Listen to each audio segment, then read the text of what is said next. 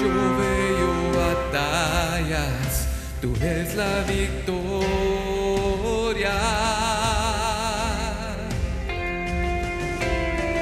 Cuando yo veo montañas, tú las puedes mover. Al caminar por la sombra, tu amor me envuelve.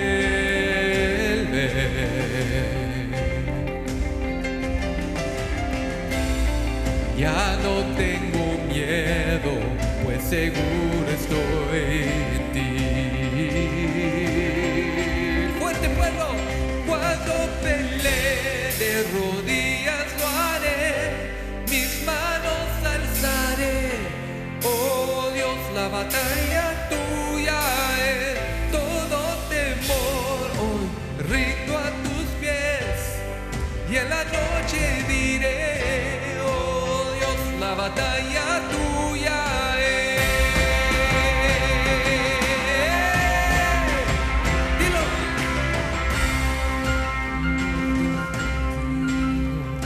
Están en mi contra.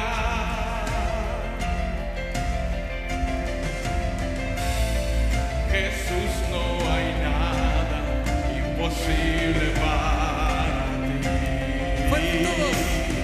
Cuando yo veo cenizas, tú ves riqueza. Gracias, Señor. Cuando yo veo la luz, tú ves resurrección. Cuando pelee de rodillas lo haré, mis manos alzaré. Oh Dios, la batalla tuya es, todo temor rindo a tus pies, y en la noche diré, oh Dios, la batalla tuya es. Mi Dios poderoso, tú vas a dejar. Nada podrá contra el poder de nuestro Dios. Tú alumbras tinieblas, tú ganas batallas. Nada podrá contra el poder de nuestro Dios. Mi Dios poderoso, tú vas adelante. Nada podrá contra el poder de nuestro Dios. Tú alumbras tinieblas, tú ganas batallas. Nada podrá contra el poder de... Dilo fuerte, pueblo, mi Dios poderoso, tú vas adelante. Nada podrá contra el poder de nuestro. Tú alumbras tinieblas, tú ganas batallas. Nada podrá contra el poder de nuestro Dios. Cuando pelee de rodillas, mis manos alzaré. Oh Dios, la batalla tuya es, todo temor rindo a tus pies, en la noche diré, oh Dios, la batalla tuya es. Oh Dios, la batalla tuya es.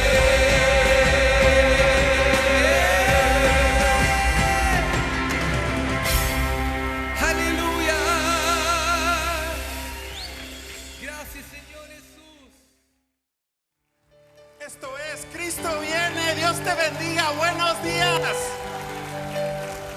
Qué guapos se miran hoy. Dios te bendiga. Bienvenido. Esto es desde Baytown, Texas. Estamos celebrando como cada domingo. Ya empezamos mayo. Vente a la iglesia. No pierdas tiempo. En este lugar es la casa de Dios. Estamos localizados en el 400 City Bayou de Baytown, Texas. Si te das la oportunidad, ven y gózate con nosotros cada domingo. La iglesia Cristo viene y te da la bienvenida de donde estés. Amén. Gloria a Dios.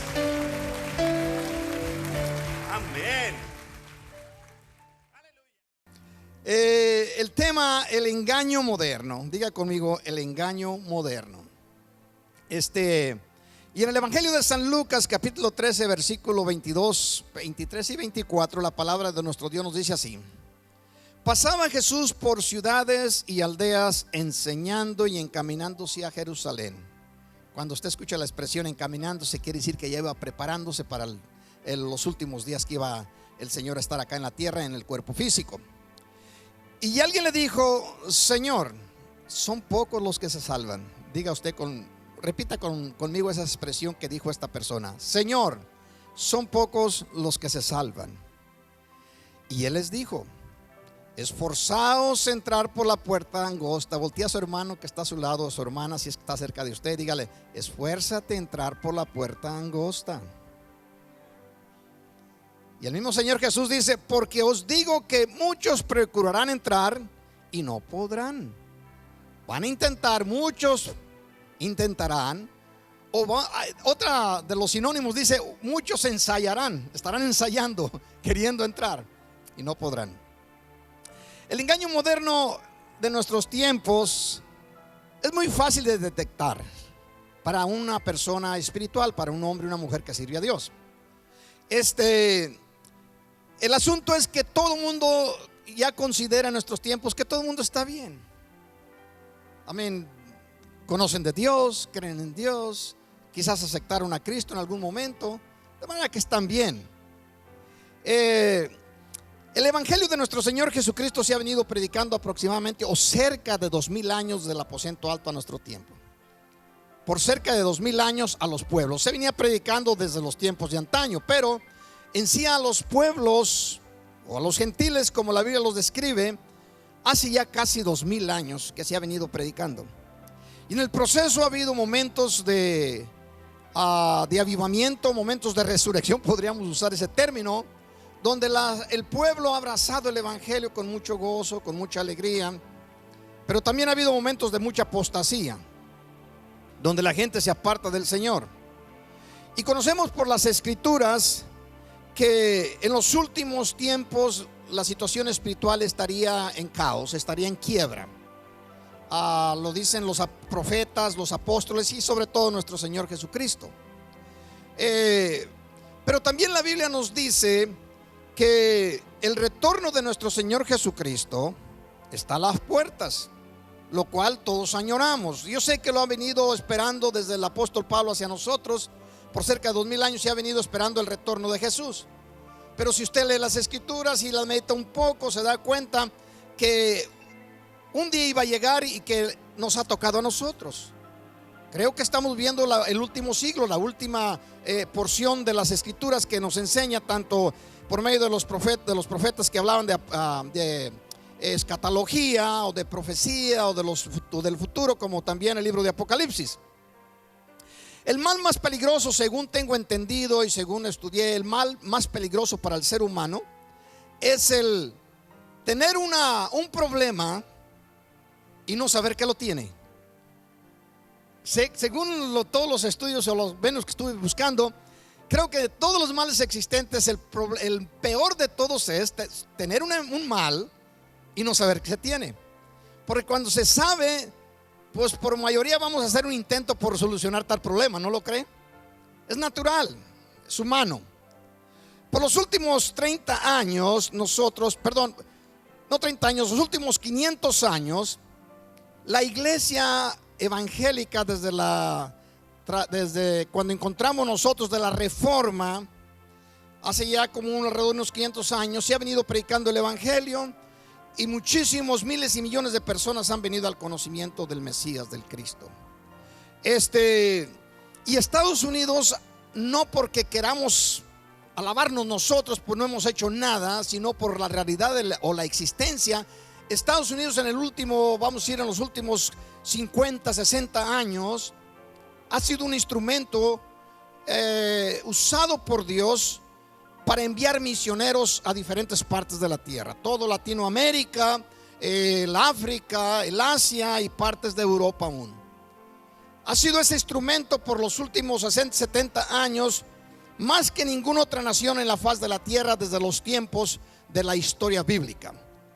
Sin embargo, en los últimos 30 años ha ido decayendo en su esfuerzo y en su encomienda que Dios puso en esta nación.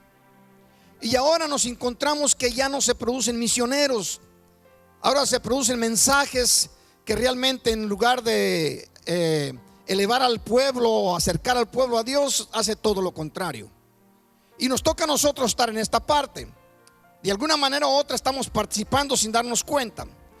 Pero tenemos una gran oportunidad, que aunque seamos un pueblo pequeño, no estoy incluyendo a la Iglesia de Cristo Viene solamente, sino todos los que prediquen el nombre del Señor. Aunque seamos un número pequeño en esta nación, todavía hay mucho que hacer. Podemos hacer muchas cosas. Podemos seguir anunciando que Jesucristo es el Señor.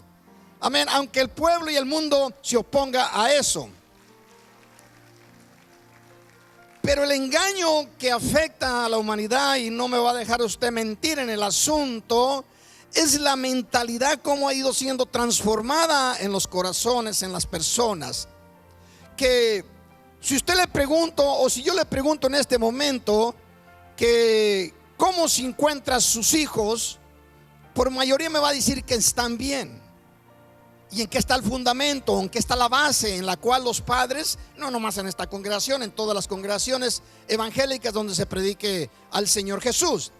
Bueno, están bien porque, y si les digo, ¿usted considera que terminarán en el cielo? La mayoría va a decir que sí.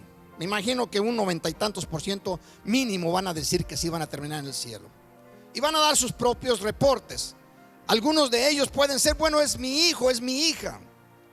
Otros pueden decir, es que es un muchacho bueno, es una muchacha buena. Pueden agregarle, aceptaron a Cristo cuando estaban pequeños, crecieron en la escuela dominical. Algunos de ellos pueden decir, aún en este momento, de tiempo en tiempo, cuando hay oportunidad, van a las iglesias. Otras cosas que pueden decir, aman a Dios. ¿Y qué más podemos decir de nuestros propios hijos? ¿Qué es lo que nosotros podemos adherir o añadir a la condición de nuestros hijos? Les amamos. Son muchachos, gracias al Señor, que no son muchachos malos, no son muchachos que anden haciendo daño por aquí y por allá. Sin embargo, el engaño, la astucia del enemigo ha seducido a la mayoría de la humanidad, haciendo creer que todo está bien, que todo está perfecto. Hubo un caso en el Antiguo Testamento donde había una guerra constante en contra del pueblo de Israel. Y entonces iban a alguien y les preguntaba a algún profeta, ¿cómo se encuentran? ¿Están en paz? Y todos decían, estamos en paz, paz y paz. Y no había ninguna paz. Pero esa es la forma de responder del ser humano. El llamado de nuestro Señor Jesucristo para que terminasen en el cielo es muy claro. Amén, lo encontramos en las Escrituras una y otra vez. Que le pongamos atención o es otro asunto. Pero en el libro de Marcos, en el capítulo 8, versículo 34, dice así: y llamando a la gente y a sus discípulos les dijo, si alguno quiere venir en pos de mí, niéguese a sí mismo, tome su cruz y sígame.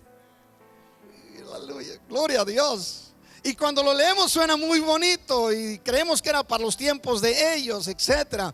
Pero Jesús está hablando, si alguno quiere venir en pos de mí, tome su cruz y niéguese a sí mismo, sígame. O niéguese a sí mismo y tome su cruz. Y usted ya conoce, usted es una persona que conoce Biblia. Sabía que el simbolismo de tomar la cruz era cuando salgas de tu hogar, cada día, porque este asunto de todos los días, cuando salgas de tu hogar, sal ya dispuesto a dar testimonio de Jesús. Y si en el proceso te cuesta la vida, dale gloria a Dios. Es lo que Cristo está diciendo. Y nosotros hablamos de ciertas verdades y tratamos y queremos hablar de todas las verdades de Cristo, pero estoy hablando en un término general, de toda la iglesia. La iglesia habla de ciertas verdades, cree en Dios, lo cual es una verdad y es una demanda de parte del cielo, de la palabra de Dios, cree en Dios. Otra que es clave y necesaria es acepta a Cristo. Y muchas veces nos quedamos en esas dos demandas, si podemos decirlo, o recomendaciones, como le quieramos llamar, pero nos olvidamos de la más principal, porque de poco aprovecha creer en Dios y aceptar a Cristo si no se hace la tercera. Y la tercera Cristo la repitió una y otra vez en los 4 evangelios. ¿Cuál era la tercera? Seguirme, síganme. Si una persona no está siguiendo a Cristo, de poco aprovecha que haya nacido en una iglesia, que haya sido bautizado, que haya ido a la escuela dominical, que haya aceptado a Cristo como su Señor. Si no están siguiendo a Cristo, el asunto va a terminar de la misma forma que se encontraba en los tiempos de Jesús, cuando esta persona le preguntó: Señor, son pocos los que se salvan. Son pocos. Ahora, usted y yo miramos que Jesucristo hace una demanda para sus seguidores, y se encuentra en el libro de Mateos, en el capítulo 11, versículo 29 y 30. Una demanda de parte de nuestro Señor a todos sus seguidores, y les dice así: llevad mi yugo sobre vosotros. Llevad, diga usted, Cristo Jesús dijo que lleváramos su yugo. Para los que vinimos de provincia, que vinimos de la tierra de la agricultura, entendemos, al menos los más antiguos, entendemos de qué estaba hablando el Señor Jesús. Y ya para la gente más nueva, yo creo que aquí vemos muy pocos que tuvimos la oportunidad, si se puede decir de esa manera, el participar en esta clase de trabajo de agricultura. Solamente para yo creo que la mayoría acá no conoce, si lo conoce solamente por fotografías. Pero yugo era una herramienta, era una herramienta que se hacía de madera.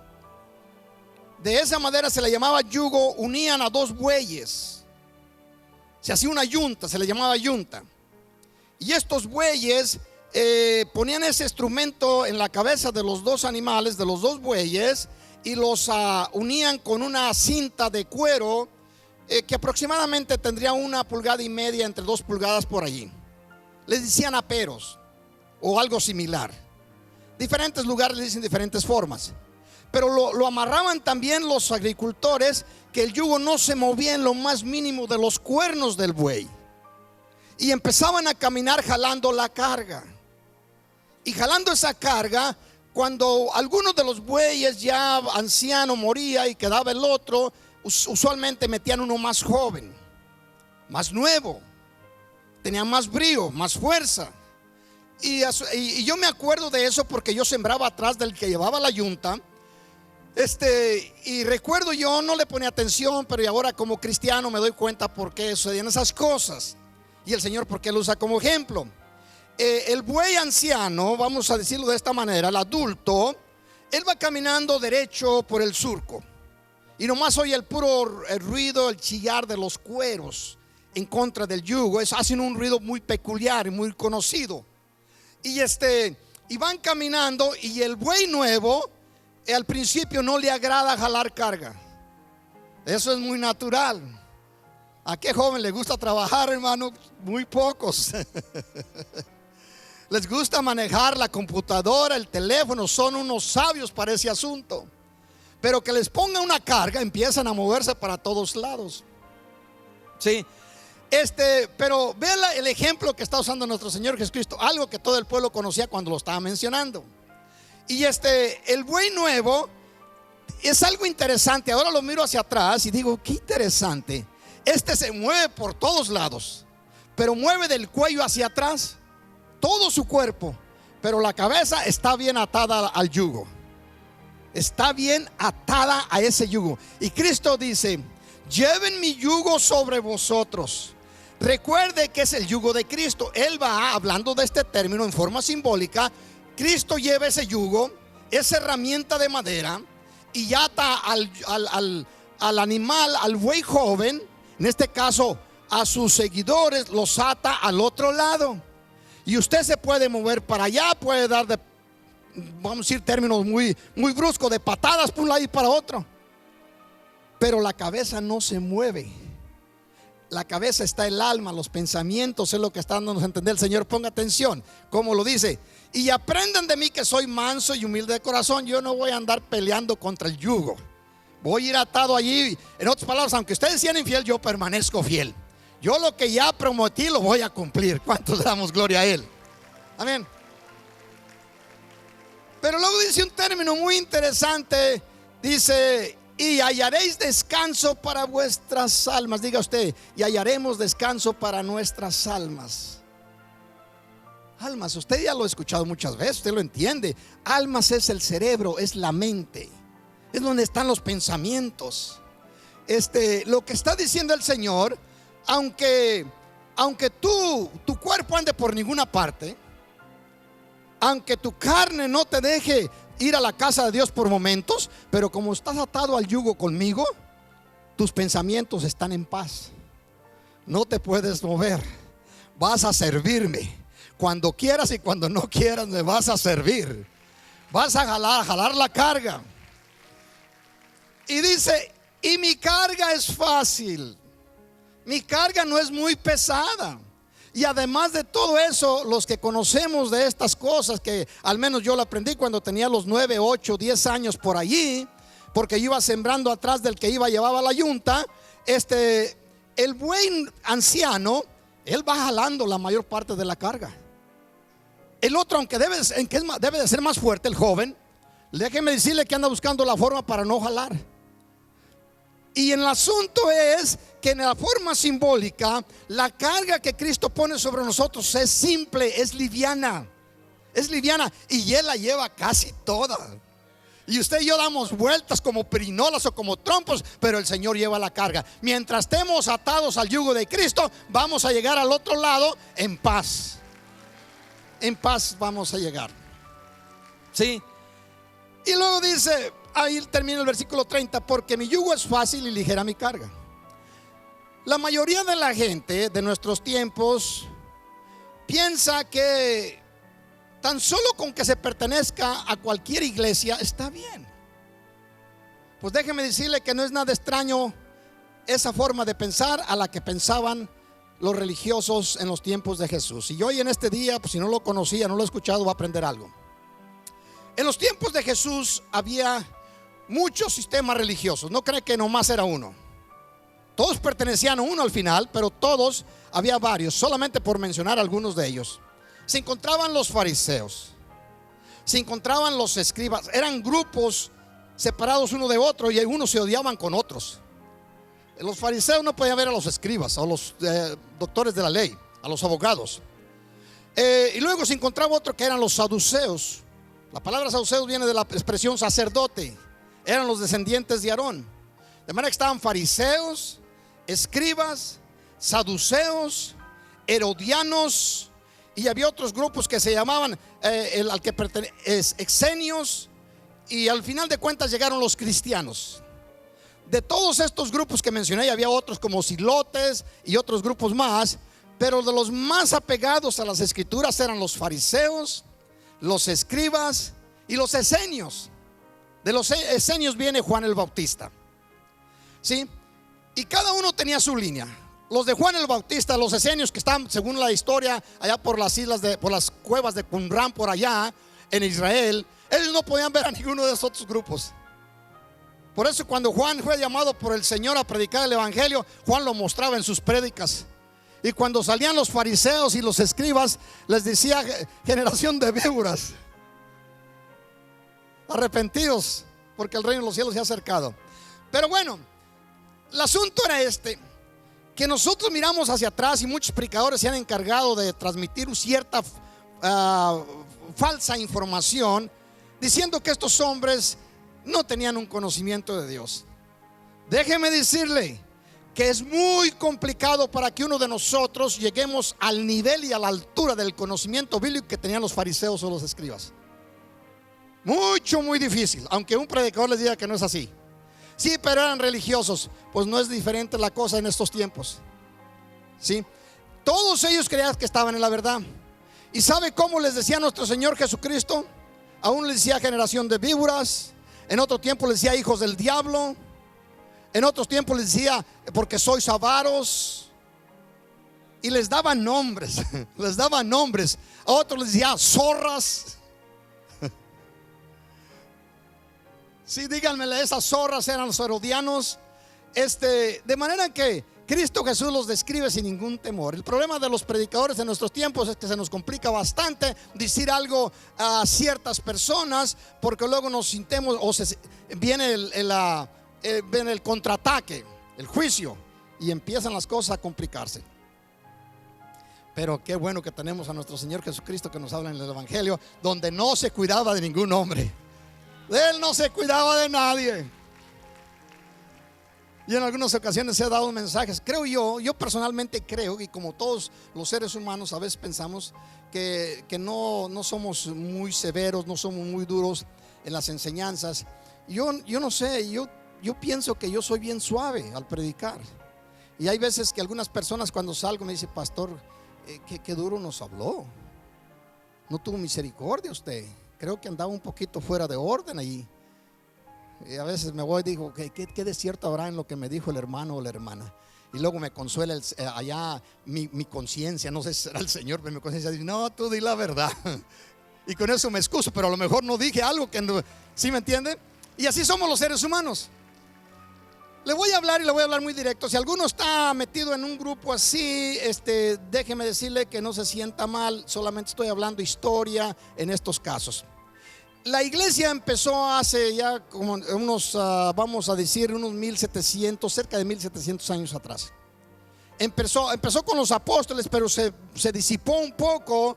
Y después que se formó la iglesia organizada, que usted y yo conocemos como el catolicismo, empezó en el año 335 con el emperador llamado Constantino I. Él empezó el sistema, y este hombre se le conoce como el primer, era emperador de Roma, pero en realidad vino a ser el primer papa si se organizan las cosas. Este hombre era pagano hasta los huesos. Era un hombre totalmente adorador de todos los dioses griegos y romanos y babilónicos. Y viene a decir: pero se convirtió. No se convirtió en absolutamente. Lo que pasó fue que, según la historia, miró que la iglesia cristiana estaba creciendo mucho, tenía mucho auge, y para no entrar en conflictos y guerras, declaró que todos el imperio romano fueran cristianos, y de ahí se les dominó cristianos. Así empieza esta organización. En los años 500 para acá se empezaron a formar, después de la reforma, como usted conoce la historia, y empezaron a levantarse grupos. Ya en los últimos tiempos, en el último siglo, 2 siglos, empezaron a levantarse sectas, y hay un gran número. Pero tenemos a gente que se llaman, y no me voy a cuidar en este caso. Si alguno me escucha y se siente mal, pues es problema suyo. ¿Sí? Tenemos un grupo llamado los testigos. Los testigos iniciaron su auge, su inicio, su principio con un hombre llamado T.S. Russell en 1852, donde dice que Cristo es solamente un ángel, y de que no hay cielo para ningún cristiano, ni tampoco infierno. La cosa está buena en su doctrina. Dice: pero si hay un milenio, y si tú obedeces a Jehová, vas a vivir en el milenio. Y la gente tranquila, los que están allí con ellos, creen que están bien. Tenemos otras doctrinas también. Los mormones, usted los ha visto por ahí, algunos jóvenes a la edad de empezar, los usan por 3 años para que evangelicen, y andan en unas bicicletas. Su sacrificio es andar en una bicicleta. Para mí no es ningún sacrificio. Sacrificio es andar en un burro. Cuando yo crecí, una bicicleta es un Cadillac para los tiempos nuestros, ¿me entiende? Pero bueno, ellos dicen, y ponen a José Smith, que fue fundador en los años 1805 de esta doctrina llamada la doctrina del mormón, donde hace un libro llamado el Nuevo Testamento. Se le conoce el Nuevo Testamento. Y en ese libro, yo tengo uno de ellos. Yo agarré todos sus libros para saber de qué estaban hablando. Y el apóstol Pablo, cuando habla a la iglesia de Gálatas, dice así: si algún ángel o un profeta o alguien viene predicando otro evangelio que no sea el evangelio que yo estoy predicando, sea anatema, quede condenado.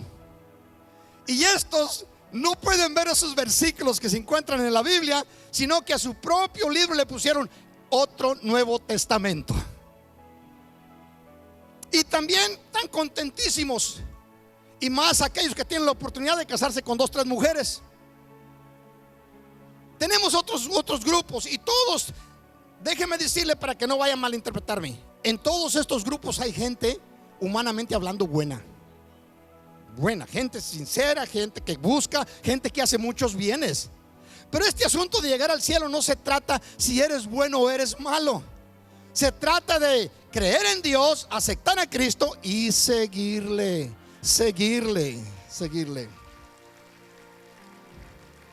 Tenemos otro grupo llamados del séptimo día.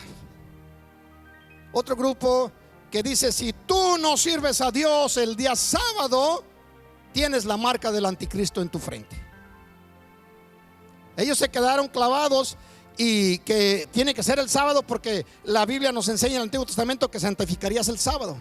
Fue el apóstol Pablo quien transformó el día de servicio a Dios del sábado al domingo y lo declara en una forma muy detallada en el libro de Primera de Corintios capítulo 16 versículo 2 en adelante. Cada primer día de la semana ponga cada uno de ustedes aparte según haya prosperado. Sí, y empezaban a reunirse, allí se empezaron a reunir el domingo. ¿Por qué? Porque Cristo resucitó el domingo y Cristo apareció a sus discípulos 4 veces más o por 40 días en el domingo. Y el Señor nos enseña claramente en las Escrituras que Él resucitaría a un pueblo y servirían a un pueblo no solamente el sábado al final de la semana, sino todo el tiempo. Usted y yo como cristianos debemos servir a nuestro Dios no solamente un día. Debemos de servir a nuestro Dios los 7 días de la semana, los 365 días del año. ¿Sí? Tenemos otra señora. Bueno, esta señora se llama Elena de White. En 1840 es que estableció esta doctrina. Y podríamos hablar nosotros, hay otra iglesia muy popular acá que viene del sur del continente, llamado la Iglesia Universal Para de Sufrir. Es un tema muy interesante, para de sufrir. ¿Quién de ustedes no ha sufrido en algún momento? Yo ayer no sé qué andaba haciendo y le quise agarrar algo y me dio un golpe en la mano y ya estaba sufriendo. ¿Dónde están los para de sufrir por ahí? Sí, para de sufrir. Esta iglesia, haciendo toda clase de ritos y toda clase de cosas místicas, y tiene un gran número de seguidores. Sí, porque la gente dice: pues aquí está el asunto. Y cuando usted pasa por sus puertas, ahí tiene gente que le está tirando con sal y le tiran unas flores, unas rosas por ahí. Y luego cuando está, y usted nomás dé la ofrenda y dé las cosas y todo está tranquilo, y usted va a parar de sufrir. Ningún ser humano en la tierra podrá parar de sufrir si no termina en el cielo. Porque aún los cristianos acá en la tierra tendremos que sufrir. Cristo mismo lo dijo: en el mundo tendréis dificultad, tendréis tribulación, pero confiad, yo he vencido al mundo. Vamos a descansar, vamos a reposar del dolor y de la angustia cuando estemos allá con el Señor. Por lo pronto acá vamos a tener que sufrir. Otras personas, podría hablar de muchos otros grupos como Iglesia Pentecostés Unida, Iglesia Apostólica, que si usted no se bautiza en el nombre de Jesús no podrá llegar al cielo. Pero lo que quiero decir, todos estudian una misma Biblia, en la mayoría de los casos. Los fariseos, los escribas, los saduceos, los herodianos, los anaseos y los cristianos, todos terminaban estudiando una Biblia y todos iban al mismo templo. Pero sin embargo, este hombre que le dijo a Jesucristo: Señor, son pocos los que se salvan. Y Jesús le responde: esforzaos entrar por la puerta estrecha. Esforzaos entrar por la puerta estrecha. Déselo a nuestro Dios.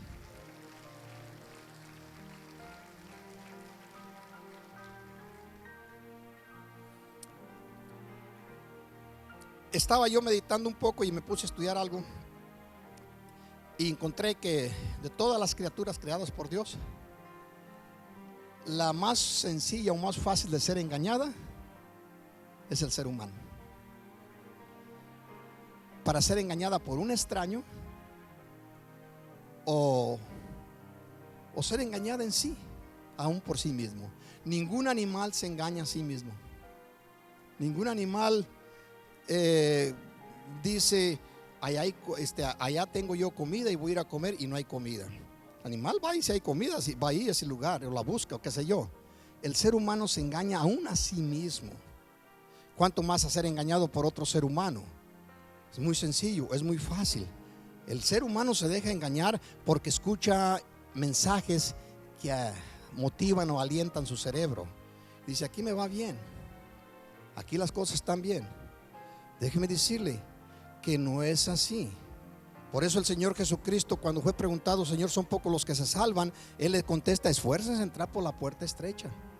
Y déjeme decirle algo que a veces lo he repetido y lo he mencionado, lo voy a repetir una vez más. ¿Qué se requiere para nosotros ofender a nuestro Dios como creyentes? Vean, cuando salió el pueblo de Israel de la tierra de Egipto, unos días más tarde, Moisés, por orden de Dios, sube al monte Sinaí para recibir las tablas de la ley, recibir los mandamientos de Dios. Y cuando desciende porque Dios le dice, mira, ve tu pueblo que sacaste de Egipto ya se está corrompiendo allá abajo. Desciende, no sea que yo deje que la ira suba sobre mí, la ira llegue, se crezca en mí y vaya y los consuma a todos de una. Y en el proceso, mientras Moisés estaba hablando allá con Dios, viene toda la gente, estamos hablando de cerca de 2 millones de personas. Vienen a Aarón, que era el sacerdote, el que Dios le había dicho a Moisés que lo escogiera para ser sacerdote de su pueblo. Y viene y le dicen a Aarón, hey, ese Moisés que nos sacó de la tierra de Egipto, no sabemos por dónde ganó. Dice que se fue para arriba, pero nosotros no sabemos qué andará haciendo. Y aquí nos dejó todos aquí y no tenemos ni un Dios a quien servir. Entonces les dice Aarón, pues ¿qué tienen con ustedes? Dice, pues aquí tenemos todo lo que los egipcios les habían dado. Y trajeron, tráiganme los aretes, los brazaletes, los zarcillos, etcétera. Todo lo que tengan ahí de oro, tráiganmelo. Y trajeron bastante. Y luego entonces Aarón ahí lo estuvo trabajando y dice que hizo un becerro de oro. Después dice una historia ahí muy interesante que es cómica. Y ya después que les hizo el becerro de oro, dice que el pueblo se levantó a jugar y a adorar y a tener fiesta y adoraron al becerro. Cuando llega Moisés, pero antes es lo que quería mencionar, no se me vaya a pasar. Después cuando les hizo esto, les dice, pero quiero que recuerden algo. Ya tienen esto, aquí van a adorarlo, pero mañana es servicio a nuestro Dios. Mañana vamos a adorar a Jehová. ¿Sí? Tranquilos. Hoy le damos vuelo a la hilacha, como decían en mi tierra, pero mañana vamos a adorar a nuestro Dios. Si nos vamos a la iglesia, nos vamos el domingo a la iglesia. ¿Ok? Entonces, a otra que llega Moisés y que dice, ¿qué fue lo que hiciste? ¿Qué locura es esta? Y ya usted conoce la historia. Dice, pues que ya tú conoces que el pueblo es de dura cerviz y no se sujetan. Y pues entonces vinieron y me dijeron que les hiciera un Dios. Entonces les pedí que me dieran oro y me dieran los zarcillos, los aretes, etcétera, etcétera. Y agarré todo aquel montón de oro, lo eché al fuego y salió un toro. Ay. Imagínense echar el material adentro del fuego y va a salir un toro. Ese sí es un Dios. ¿Sí? Bueno, el problema que acontece es que estos seres o este pueblo de Israel un día adoraron al ídolo y a otro día iban a adorar a Dios. Y déjeme decirle que el sistema de las iglesias cristianas de nuestros tiempos, quieren aceptarlo o no, están bien involucradas y bien saturadas de paganismo. Así como, pastor, déjeme decirle algo, no lo vaya a pasar por alto. El asunto de servir a Dios es un asunto serio. Iglesia, es un asunto serio, es un asunto de vida y muerte. De vida y muerte. Y la muerte no es temporal, la muerte es eterna. Vamos a decir de los servicios, de los momentos más especiales establecidos por Dios, son 3 días en el año, 3 fechas en el año, más bien dicho. Las fiestas donde se celebran las fiestas de la Pascua, los panes sin levadura y de los primeros frutos, la primera fiesta. ¿Y qué hacen las iglesias modernas? Las iglesias modernas adoran a una coneja, divierten a los niños con los huevos de la coneja y exaltan a una diosa llamada Instar, diosa de la fertilidad. Dice, pero en todo el año no hacen eso, pastor, cálmese. Esas son las fiestas sagradas de Dios. Vienen las fiestas sagradas de Dios, que vienen las fiestas del final de las cosechas llamadas del otoño, que son las fiestas de las trompetas, la fiesta de la expiación y la fiesta de Sukkot. ¿Y qué hace la iglesia? La iglesia empieza a formar calabazas y hace calaveras para asustar a los niños. Les ponen una velita adentro o algo similar o algo electrónico y digital ya para nuestros tiempos. Y luego adoran brujas y muertos en lugar de adorar las fiestas de Jehová nuestro Dios. ¿Y dónde están las calabazas? Algunas en el Walmart, pero las iglesias les quitaron el puesto. La mayoría de las calabazas las encuentran enfrente de las iglesias. Y las gentes se disfrazan y empiezan con sus disfraces. Algunos se ponen de ángeles, otros se ponen de los superhéroes. El otro día me enseñó mi hijo una iglesia muy creciente acá en Estados Unidos, y que estaban crucificando a alguien por allí. Y al que estaban crucificando en un madero allí era Captain America. El Captain America lo estaban crucificando. Y todos ahí andaba el Spider-Man, el Superman, el Batman, y todos andaban vestidos y la andaban haciendo de los discípulos. ¿Qué es esto? Son blasfemias. ¿Por qué? Porque hacen de las cosas sagradas cosas que ridiculizan, se burlan de la obra de Dios. Y estas gentes dicen, pero lo hacen 1 o 2 veces al año. Personas, algunos de sus hijos están metidos en estos lugares. Dice, pero son buenos hijos, sí, pero en un día adoran, aunque ellos no lo hagan, pero están ahí juntamente con ellos. Cuando Moisés descendió, muchos miles de personas perecieron en esa ocasión, y por poco no los destruye a todos si no intervenga Moisés. Dios no está jugando. Dios es real. El asunto de la vida eterna es real. Y el que no lo quiera creer se va a dar cuenta en el día futuro que Dios, su asunto de salvación es serio. Le costó la vida, el sufrimiento. Vino a buscar a salvar lo que estaba perdido, dice la Escritura. Bendiga a nuestro Dios.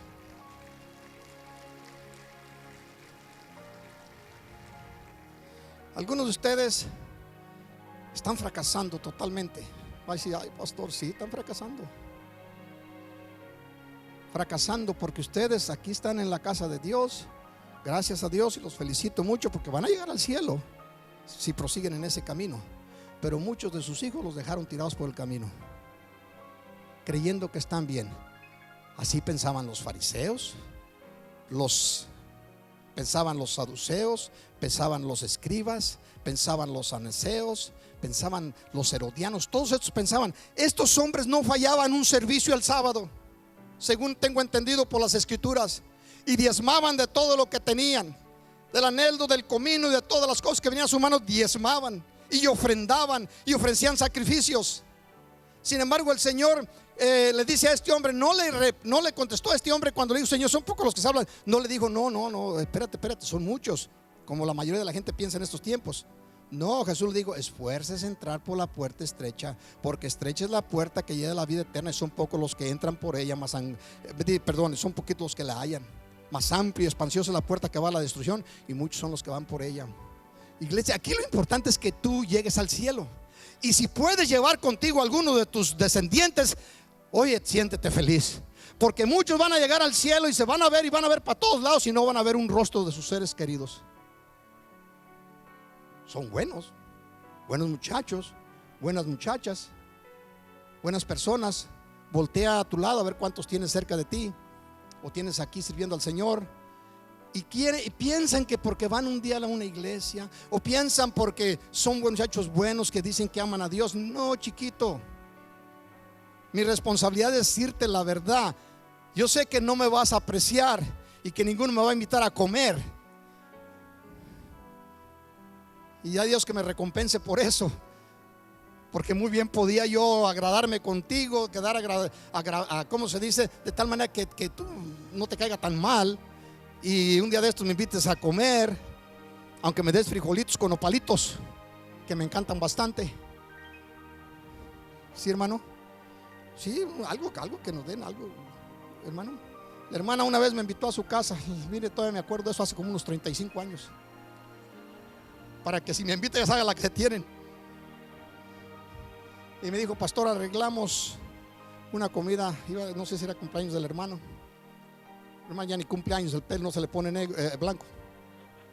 Y me invitaron y me armaron un plato de así grande, un plato de esos platos indígenas, no sé cómo serán, de barro. como una cazuela, hermano, y con una cuchara así grandota, pues cuando le va a caber en la boca la cuchara, y un montón de camarones.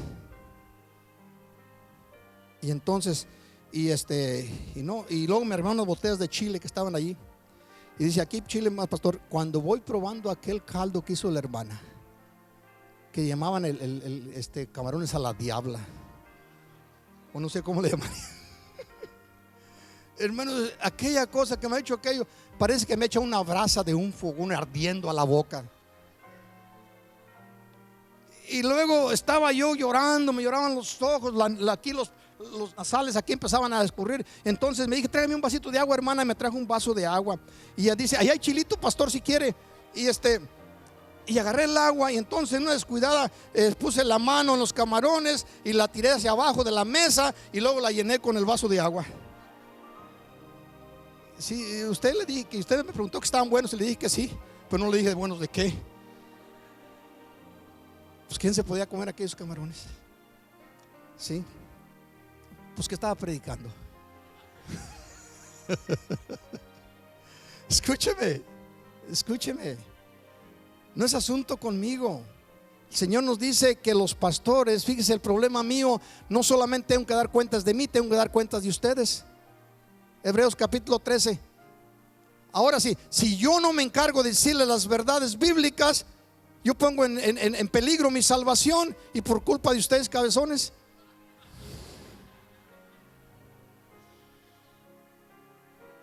Yo quiero que todos lleguemos al cielo, que lleguemos todos al cielo. Ya después allá quizás me va a agradecer que lleguemos, y que usted lleve a sus hijos con usted.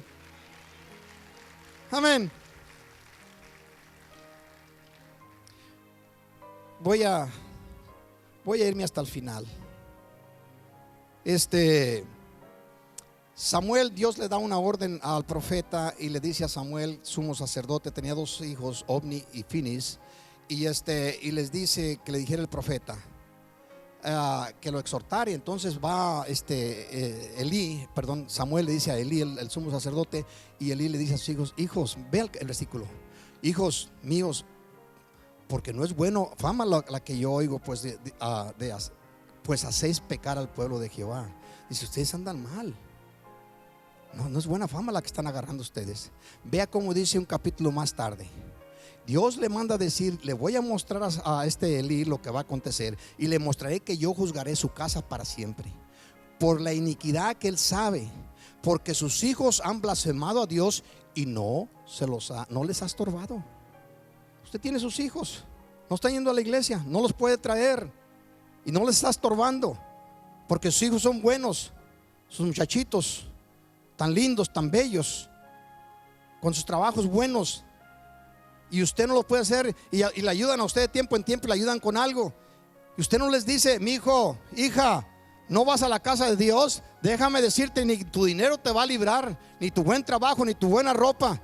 Déjame decirte que si no te arrepientes vas a ir a parar ahí abajo. Si usted no le predica a los suyos, ¿a quién le va a predicar? ¿De qué sirve que les diga yo: vamos a salir a tocar las puertas, si no les predicamos a los que están adentro en la casa? Yo les dije a mis hijos constantemente, se los sigo diciendo: ustedes quieren parte de este hogar, algo que yo. ¿Para qué trabajamos los padres si no es para los hijos? Pero también, si nuestros hijos no quieren servir a nuestro Señor, ellos pueden agarrar su caminito. Pastor, ¿por qué es tan duro? Déjeme decirle quién es duro. Duro es nuestro Dios. Él dijo en una ocasión, puso un ejemplo, que había un hombre, un mayor, a unas personas a las cuales les dio talento, y a uno le dio 5, a otro le dio 2 y a otro le dio 1. Y entonces viene con el de 5 y dice: ¿qué hiciste con mi dinero? ¿Qué hiciste? Entonces aquel de los 5 dije: Señor, los puse a trabajar. Señor, hablando un tipo de Dios: Señor, los puse a trabajar, y tus 5 me produjeron otros 5, aquí están los 10. Y dijo: no, está bien, quédate con ellos. Y entonces viene con el segundo: tú qué hiciste con tus 2 talentos. Dice: Señor, me diste talentos, aquí los puse a trabajar, aquí tienes 2 más, se han ganado. Y luego viene con el que tenía: está bien, buen siervo, en lo poquito me has sido fiel, mucho te pondré. Viene con el de 1 talento: ¿y tú qué hiciste con mi talento? Señor, sé que eres un Señor duro, que cosechas donde no siembras y recoges donde no esparciste. Por lo cual dije: por temor a ti, puse el talento en la tierra, lo escondí, para cuando vinieras, aquí está tu talento. No te he gastado ni un 5. Sabías que yo soy un Señor duro. Al menos lo hubieras puesto en el banco para recibir los intereses cuando yo viniere. Déjeme decirle, Nuestro Dios es un ser supremo. Escúcheme, no está jugando con el asunto de la salvación. Nuestro Dios arrasó con pueblos enteros. Cuando Sodoma y Gomorra estaban pecando, el Señor descendió, le reveló a Abraham lo que iba a hacer, y pues después vino y descendió fuego del cielo y calcinó a todo el pueblo de Sodoma y de Gomorra, aproximadamente unas 300 personas. El Señor, cuando los tiempos de Noé, no sabemos cuántos millones de personas existían, ya habían transcurrido para ese tiempo como unos 1700 años. ¿Cuánto se multiplicó la gente? Casi no se moría. ¿Usted cree que era un grupito de personas? Habían millones y millones de personas, y los arrasó y no quedó nadie, solamente Noé, su esposa y sus 3 hijos, sus 3 nueras, 8 personas. Nuestro Dios no juega con este asunto. Cuando daba unas órdenes por allí a los profetas, decía: vayan a tal pueblo y arrásenlo, arrasen, maten a todos los hombres, a todas las mujeres, a los niños, a los animales, y no dejen nada. ¿Por qué? Porque es pura gente pagana que no quiere arrepentirse y han blasfemado a Dios. Así: ay, pastor, qué duro está este mensaje. No, tranquilo, Dios nos ama y Dios nos habla para que nosotros nos arrepintamos. Ya voy a terminar para que usted se vaya y pueda tomar y participar de la cena. Algunos van a posiblemente decir: vamos a participar de la cena, sí, si todavía está aquí para entonces. Sí, Mateos capítulo 10 versículo 34, para que usted sepa a qué lo puso Dios acá en la tierra. Dice Jesús: no crean que yo he venido a traer paz al mundo. Está hablando del príncipe de paz. Léalo, ahí se encuentra en la Biblia esa expresión. No crean que yo he venido, esta traducción Dios habla hoy. No crean que yo he venido a traer paz al mundo. No he venido para traer paz, sino guerra. ¿Y la guerra con quién va a ser? Nos vamos a pelear con los africanos, o nos vamos a pelear con los italianos, o nos vamos a pelear con los mexicanos, o con los hondureños, los guatemaltecos. ¿Con quién nos vamos a pelear? No vamos a pelear con ninguno de ellos. Ponga atención con qué vamos a guerrear. He venido a poner al hombre contra su padre, a la hija contra su madre, y a la nuera contra su suegra. De todos estos que vamos a poner, voy a ponerlos en guerra. La única que podemos entender fácilmente es la suegra contra su nuera. Pero el hijo contra el padre, o la hija contra la madre, como que no lo entiendo muy bien. Dice: de modo que los enemigos de cada cual serán sus propios parientes. ¿Qué le parece? ¿Quién lo está diciendo? Cristo Jesús. Si tu hijo no está sirviendo al Señor, si tu hija no está sirviendo al Señor, y no lo exhortas, y todavía lo apapachas por allí, y todavía lo consientes y todo eso, déjame decir, tú no amas a tu hijo, tú no amas a tu hija. No lo amas. Lo siento mucho. Dice: pero si lo amo, pastor, usted no puede decir que no los amo. Sí, eso es lo que piensas tú. Dios dice que no. Porque tus hijos y tus hijas que Dios te ha dado para que se los cuides, si tú no guerreas, Cristo está diciendo: aquí la guerra va a ser con sus familiares. Cuando yo fui a México, ya yo sé que se me termina el tiempo, pero usted quiere escuchar esto. Cuando yo fui a México, estaba hablando del evangelio, y mi madrecita, que ya está con el Señor, después aceptó a Cristo, duró 25 años sirviendo al Señor. Un día me dice: hijo, ¿quiénes van a ir al infierno? Y entonces le dije: mire, mamá, le voy a hacer la pregunta más bien a usted. Usted conoce toda la gente de acá, del Paso, del Valle, del Sabino, de aquí del Plan, de los Cojos. Estoy hablando de pueblitos allá alrededor, ranchitos y pueblitos, y de todos los que han vivido. De toda esta gente estoy hablando, que ya si los junta a todos son miles y miles de personas. Dice: ¿y usted conoce la mayoría de ellos? Dice, le pregunto. Dice: sí, hijo, sí, la mayoría los conocemos. Dice: ¿cuántos de toda esa gente que usted ha conocido y conoce considera usted que se va a ir al infierno? Mi mamá dice: ay, mi hijo, qué difícil me la pusiste. ¿Cuántos considera? Y luego entonces me dice: pues yo creo que de todos los que he conocido y de todos los que conozco, pues yo creo que uno. Y me dijo el nombre, no lo voy a decir aquí por si hay algún pariente. Y dice: de toda la historia que conoce, pues 2.